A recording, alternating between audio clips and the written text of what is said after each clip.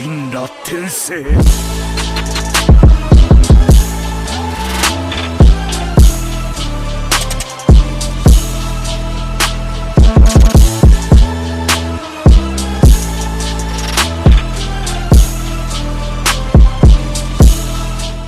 What's up everybody, it's your boy Hokage here, welcome to the video. Today I'm going to review Boruto chapter 42, and in case you saw my chapter 41 review, you guessed it correctly, I am going to complain about the pacing in this chapter because at this point this is a huge problem. Of course there's a bunch of positives when it comes to this chapter, but first I'm going to cover the negative stuff and then I'm going to get into the good side of this chapter. So, pacing. Just like chapter 41, this chapter felt stretched out, but now that this chapter is done, I can officially say that in my opinion this is the most stretched out fight in all of Boruto. Now I just want to quickly cover a couple of I guess counter arguments that I've already seen on Twitter and arguments that I know will be in this comment section. Number one, it's not because the manga is monthly. Of course, it's very irritating that the manga is monthly, but let me give you one example. Attack on Titan is my second favorite series after Naruto/Boruto, and it's a monthly manga. Of course, every month when the chapter ends, I'm pissed off that I need to wait for like a month because most series are weekly, but it is what it is. I just gotta accept it as a fan. Same with Boruto, especially Boruto, right? Because it's my favorite series. But so what I'm trying to say is I'm strictly judging the content based on the pacing within the series, and it has nothing to do with our like real life time, right? Again, it's irritating that it's monthly, but I just feel like this fight taking so long to finish, I just think it's unacceptable. I said this on Twitter. The Chidori scene, which is also a problem, and I'll get into why. The Chidori scene could have been done at like page 20, not page 40. That's the point I'm trying to make. Also, that's like the number one counter argument that I'm getting. Number two, and people say this, I guess, because they know that I like Boruto's slice of life in the anime. People say that I guess dislike action. No, that's just incorrect. I'm telling you honestly, it's not because I want to see less action in the series. Like, I like good action, and this action it's not bad, it's just stretched out. There's this like underlying feeling as I'm reading the chapters, like, come on, just do it, right? That's number two. Number three, don't compare it to some longer Naruto fights. I had somebody tell me on Twitter, then according to my logic, the Naruto versus Pain fight is stretched out. Well, let's take a couple of other factors into consideration. On one side, we have Boro, which is a random car villain. We had a bunch of them in the last 20 chapters. I mean, it started with the fight against Sao, then we had Kashin Koji, Garo, Delta, Jigen, and now Boro. All these like fights in the last 20 chapters, and we know nothing about these characters. We might see their backstories later on in the series, but at the moment, how are we really supposed to care about these characters, especially Boro? Now, when you compare that to Pain/Nagato Uzumaki, we had his tragic backstory. He had already killed Jiraiya.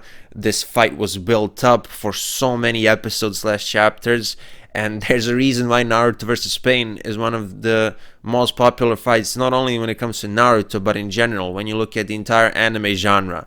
Everybody knows about this fight, so you can't compare that to the Boro fight. Boro, again, a random villain. We don't know his backstory. As I said earlier, we might get his backstory later on in the series. It is a common trend in Naruto that villains usually have some type of tragic backstory or some event that changed them when they were kids or whatever. Again, all of that is super possible, and it might even happen later on. But for now, this is a random villain, one of many Kara members that we fought in the last 20 chapters. Even that whole structure of these repetitive fights one after the other, I don't really like it, but whatever. I don't like the pacing of this chapter. Why didn't Kawaki mention the core, the weakness of Boro, which is the core, right? Because he mentioned Amado, how he modified everybody in the car organization or whatever. I think he said that he modified all the inners, if I'm not mistaken. Doesn't really matter. I wonder if he modified Kashin Koji, and if he did, how much, but that's beside the point. Kawaki referenced that, and he mentioned Boro's ability, and I just don't see why this wasn't done, for example, 2 chapters ago, right? 2 chapters ago, this could have been easily done, but then it'd be harder to stretch out the fight. That's the problem. Sarada with the Chidori, of course, I like that moment. I think it's pretty cool, but it came out of nowhere. Yes, it's probably gonna be foreshadowed in the anime, just like with the 3 Tomo Sharingan. But right now, I'm reviewing the manga, not the anime. You can't just say, well, the anime is gonna cover that, right? Okay, that's correct. But now we're talking about the manga. The Chidori scene literally came out of nowhere. It was never referenced before that or anything like that. At least with the 3 Tomo Sharingan, you can make an argument and say that, well, she hasn't used the Sharingan in a long time, and or whatever. I don't know. Even that was kind of, I guess, out of nowhere. But the Chidori scene, especially, like, it was pretty random. And I mean, it should have been done way earlier, not at the end of the chapter. Again, just like with the last chapter, a lot of like repetitive panels. They could have been done pretty in a better pacing, I think, much more quickly.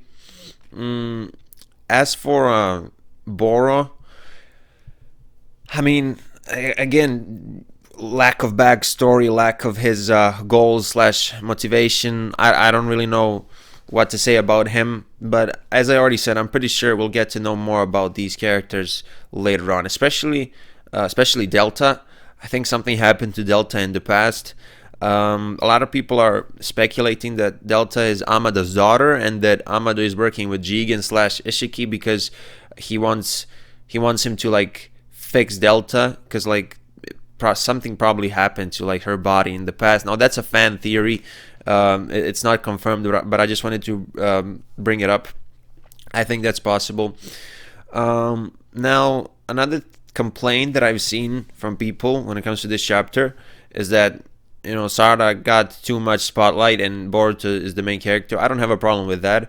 When you look at the Boruto manga as a whole, side characters are pretty much non-existent, right? And even some of the, you know, secondary main characters such as Sarada, they don't get too many cool moments, right? So I actually really enjoyed Sarada getting some spotlight, not only in this chapter but overall throughout this fight. As you all know, she was the captain of this fight. So I don't have a problem with that.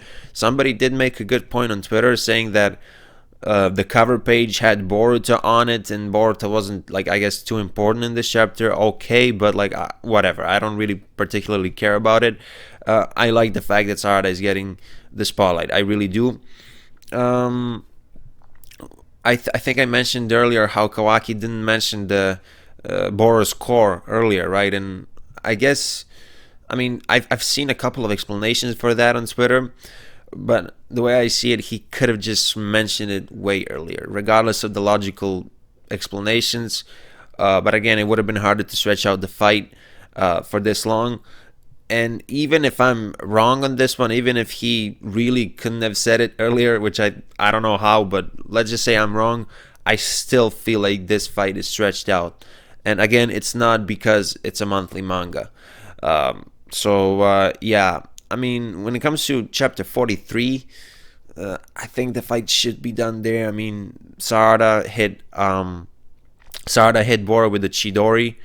And he didn't have enough time to like prepare his regeneration or whatever. You could like see him saying, "Oh, too quick" or something like that. I'm not quoting him exactly. So yeah, the fight should end next chapter. I think somebody, as I was doing like these prediction videos and previews, somebody kept saying the same thing in my comment section, how chapter 43 should be the last chapter of the volume. I didn't check that, but in that case, yeah, it makes sense that the fight, I guess, ends in that chapter. Or let me correct that, it doesn't make sense. I still feel like it's stretched out, but now that it's stretched out for this long, it can continue on until chapter 44. That'd be nuts, right? So yeah, I think it's gonna like conclude in the next chapter, but hopefully within the first couple of pages. But if we look at the trend of the Boro fight, I mean, I wouldn't be surprised if they take another like 20 pages to finish it or something like that. I really wouldn't be surprised. So yeah, in case the next chapter concludes the volume, it means that we're finally getting into something new after all these fights which follow a pretty similar formula. You know, all these villains popping out of nowhere without any backstory or anything like that. I just want to get into something new. Hopefully we get a time skip after this volume. That'd be pretty cool. I think it will happen in 2020. I mean, I used to predict that it would happen in 2019. I really thought it was close, but then we had all these fights. But we'll see. Only time will tell. As for the rating of this chapter, first of all, before I give my final verdict, the positives, I mean, of course, it's a tactical fight. Excuse me. The artwork was great in this chapter. Some of the panels looked very good. Somebody made this great point on Twitter, and they said how some of these panels literally looked like Ishimura drew them, and it's true. I mean, Ikemura's improvement throughout the Boruto series is pretty obvious, so nothing new there, but I just want to, give him props for that. It was a good tactical fight, and again, Sarada with these like cool moments. We won't see too many of them in the future, I assume, so this is good. Yeah, I mean, I can't really say much because the chapter was pretty simple. It was just a fight, a bunch of attacks. Sense of threat was there, definitely, because Boro did punch the new Team 7 quite a few times in this chapter, and I think at one point Boruto ran out of chakra. But yeah, I don't really have too many positive things to say about this chapter because it was so simplistic yet so stretched out, which is why it's not going to get a very high rating. And the rating I'm going to give to this chapter is 6.5 out of 10.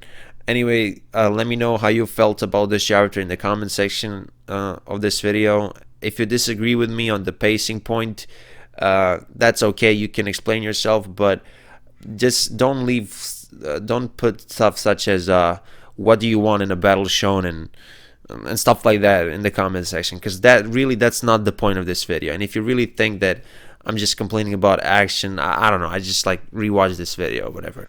That was your boy Hokage. Again, let me know what you thought of this chapter in the comment section of this video, and I'll see you in a couple of hours because I'm gonna do another video today, especially after this underwhelming chapter, because I just want to like talk about something else as well, and I didn't upload on Saturday, so I guess to compensate for that, because I was watching Vinland Saga all day.